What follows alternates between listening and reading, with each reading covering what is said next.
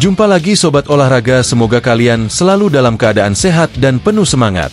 Hari ini kita punya kabar terbaru seputar Timnas Indonesia yang sayang banget kalau dilewatkan. Berikut berita lengkapnya. Heboh, Elkan Bagot sudah di Bali tapi malah tak masuk skuad Timnas. Netizen soroti dua alasan mengejutkan ini. Sempat menghilang, kini Asnawi kembali dipanggil Timnas. Jawaban keras sang kapten yang tak mau tumbang. Tapi sebelum kita masuk ke inti pembahasan, dukung dulu channel ini dengan menekan tombol subscribe. Dengan begitu, saya makin semangat menghadirkan berita-berita menarik untuk kalian. Elkan Bagot sudah berada di Bali, bahkan jauh-jauh hari sebelum Timnas Indonesia memulai pemusatan latihan pada 26 Mei mendatang. Tapi anehnya, namanya justru tak muncul dalam daftar pemain yang dipanggil PSSI untuk kualifikasi Piala Dunia 2026 bulan Juni nanti. Fakta ini langsung bikin geger dunia maya. Warganet pun ramai mempertanyakan, mengapa Bagot yang secara fisik sudah berada di lokasi pemusatan latihan justru tidak dipanggil? Pertanyaan itu seolah menjadi topik utama di berbagai kolom komentar media sosial. Nama Elkan Bagot berulang kali disebut oleh netizen. Bagot mana? Tanya seorang pengguna Instagram. Kurang Elkan, tulis yang lain. Mereka menuntut kejelasan dari federasi maupun pelatih Timnas Indonesia, Patrick Kluivert. Apalagi kehadiran Elkan di Bali awalnya memunculkan harapan bahwa sang bek tengah akan kembali membela merah putih dalam dua laga berat melawan Cina dan Jepang. Namun saat PSSI secara resmi merilis daftar pemain, tidak ada nama Elkan Bagot di dalamnya. Posisi bek tengah justru dipercayakan kepada 5 nama: Jai Itzes, Jordi Amat, Rizky Ridho, Justin Hubner, dan Mes Hilgers. Absennya Bagot membuat publik bertanya-tanya, apa yang sebenarnya terjadi? Spekulasi pun merebak, dan dua alasan utama ramai dibahas netizen. Pertama, soal dugaan adanya hubungan yang tak harmonis antara Elkan dan pihak federasi, yaitu PSSI. Hal ini sudah menjadi bahan pembicaraan sejak masa kepelatihan Shin Tae-yong, di mana Elkan beberapa kali tidak hadir dalam agenda Timnas. Kini, meski pelatih sudah berganti, situasinya masih sama. Tak ada nama Elkan. Sebagian netizen meyakini bahwa masalahnya lebih dalam dari sekadar pelatih. Elkan diduga punya konflik yang belum selesai dengan PSSI. Komentar seorang netizen bahkan cukup mewakili suara publik. Positive thinking saja, kayaknya bermasalah sama PSSI. Kalau STY sudah tak melatih Timnas, namun Elkan tetap tidak comeback juga. Bukan rahasia lagi kalau sempat muncul kabar bahwa Elkan Bagot kecewa karena minimnya menit bermain bersama Timnas, terutama saat laga-laga penting. Beberapa pihak menilai Bagot mungkin merasa tidak dihargai kontribusinya, apalagi setelah ia berjuang di awal karir membela Garuda saat usia masih sangat muda. Alasan kedua yang tak kalah ramai dibahas adalah faktor persaingan. Secara teknis, posisi bek tengah kini semakin kompetitif. Nama-nama seperti Jai Itzes dan Mes Hilgers sudah tampil sangat solid dalam beberapa pertandingan terakhir. Justin Hubner juga disebut-sebut punya kualitas dan potensi yang lebih besar. Dan tentu, Rizky Ridho sebagai bek lokal juga punya peran penting karena sudah sangat berpengalaman dalam struktur taktik Timnas. Dalam kondisi seperti ini, Elkan Bagot disebut-sebut kalah saing. Selain itu, faktor chemistry juga menjadi pertimbangan. Elkan cukup lama absen dari skuad, sementara para pemain baru sudah menjalin koneksi yang lebih kuat, baik di dalam maupun luar lapangan. Dalam sistem permainan modern, chemistry di lini belakang sangat krusial. Dan jika seorang pemain tidak cukup banyak berlatih dan bertanding bersama rekan-rekannya, maka risikonya tinggi bagi pelatih untuk memasukkannya ke dalam pertandingan penting. Timnas Indonesia sendiri akan menghadapi dua laga besar. Pertama melawan Cina pada 5 Juni di Stadion Utama Gelora Bung Karno, dan kemudian bertandang ke markas Jepang 5 hari setelahnya. Kemenangan atas Cina sangat penting untuk membuka peluang lolos ke babak selanjutnya. Sementara duel melawan Jepang akan jadi ujian seberapa jauh Garuda bisa bersaing di level Asia tertinggi. Tanpa Elkan, Kluivert tampaknya percaya pada komposisi yang sudah ada. 5 bek tengah yang dipanggil dinilai mampu menjalankan sistem permainan yang ia inginkan. Namun tentu, ini bukan tanpa risiko. Jika Timnas Indonesia gagal tampil solid di lini belakang, maka absennya Elkan akan kembali jadi sorotan besar dan bisa memicu tekanan lebih besar bagi pelatih dan federasi. Yang jadi tanda tanya besar adalah, apakah benar Elkan tak dipanggil karena alasan teknis? Atau justru ada sesuatu yang tak pernah diungkap ke publik? Keberadaannya di Bali semakin memperkeruh spekulasi. Jika dia sedang liburan, kenapa waktunya bertepatan dengan jadwal TC Timnas? Jika ia berniat ingin bergabung, kenapa tak ada komunikasi terbuka dari PSSI?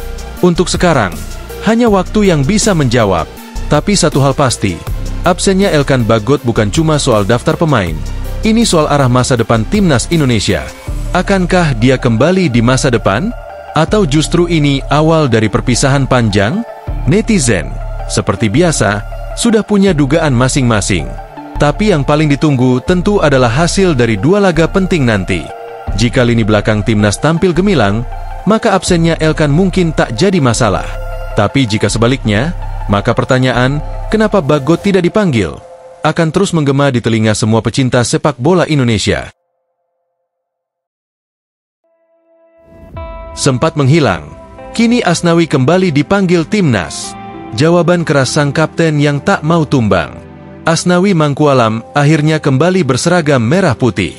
Setelah sempat terbuang dari daftar pemain Timnas Indonesia di dua laga terakhir, nama mantan kapten Timnas ini kini masuk dalam skuad pilihan Patrick Kluivert untuk laga krusial melawan Tiongkok dan Jepang di kualifikasi Piala Dunia 2026.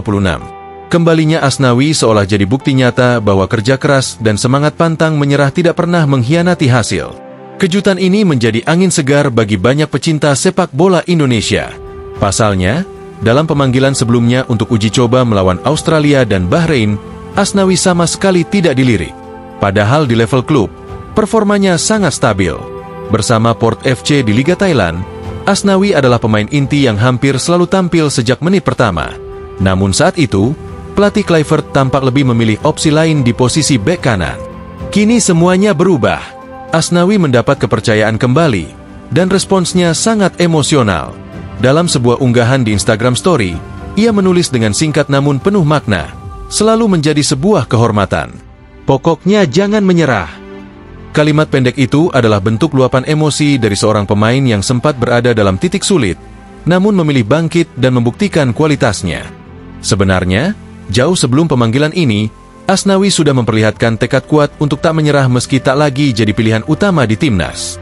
Saat namanya tak masuk dalam skuad Garuda beberapa waktu lalu, ia menulis pesan penuh motivasi. Usaha yang besar akan menghasilkan hasil terbaik juga. Maju terus. Bagi sebagian orang, ini bisa dianggap klise.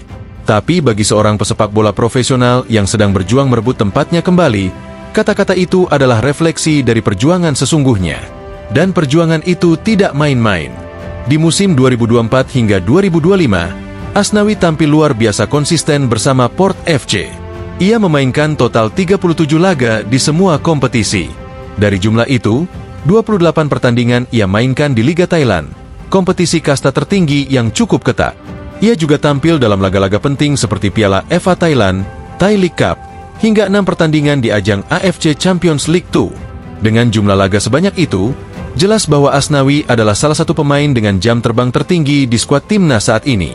Pencapaiannya itu tak lepas dari etos kerja dan mentalitas kuatnya. Asnawi bukan tipe pemain yang menyerah saat dihantam badai. Sebaliknya, dia justru menjadikan keterpurukan sebagai bahan bakar untuk bangkit lebih kuat. Sikap profesional yang dia tunjukkan selama ini patut menjadi contoh bagi pemain muda lainnya. Kembalinya Asnawi juga menjadi sinyal penting bagi pelatih Patrick Kluivert. Artinya, sang pelatih mulai membuka mata terhadap performa konsisten yang ditunjukkan para pemain di klub masing-masing. Bukan hanya soal nama besar, tetapi siapa yang paling siap dan layak untuk mengemban tugas membela merah putih di laga penentuan. Dan dua laga ke depan bukan laga sembarangan. Indonesia akan menghadapi Tiongkok di Gelora Bung Karno pada 5 Juni, lalu bertandang ke markas Jepang 5 hari setelahnya. Dua laga ini adalah penentu apakah Garuda mampu melaju lebih jauh di jalur menuju Piala Dunia 2026 atau tidak. Kepercayaan terhadap pemain berpengalaman seperti Asnawi bisa jadi sangat krusial, terutama karena ia pernah menghadapi laga-laga besar bersama Timnas di masa lalu. Selain punya 48 caps untuk Timnas, Asnawi juga punya kelebihan dari sisi kepemimpinan. Ia pernah menjadi kapten saat usianya masih muda, dan pengalaman itu membuatnya matang dalam menghadapi tekanan. Sosok seperti inilah yang dibutuhkan saat Timnas bertarung di laga penting, terutama melawan tim sekelas Jepang yang dihuni pemain-pemain dari Liga Top Eropa. Kini bola ada di tangan Asnawi. Setelah dipercaya kembali, publik pasti akan menantikan bagaimana ia membuktikan bahwa kepercayaan itu tak salah tempat.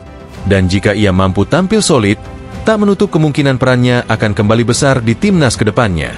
Satu hal yang jelas, kembalinya Asnawi bukan sekadar cerita pemain yang dipanggil kembali.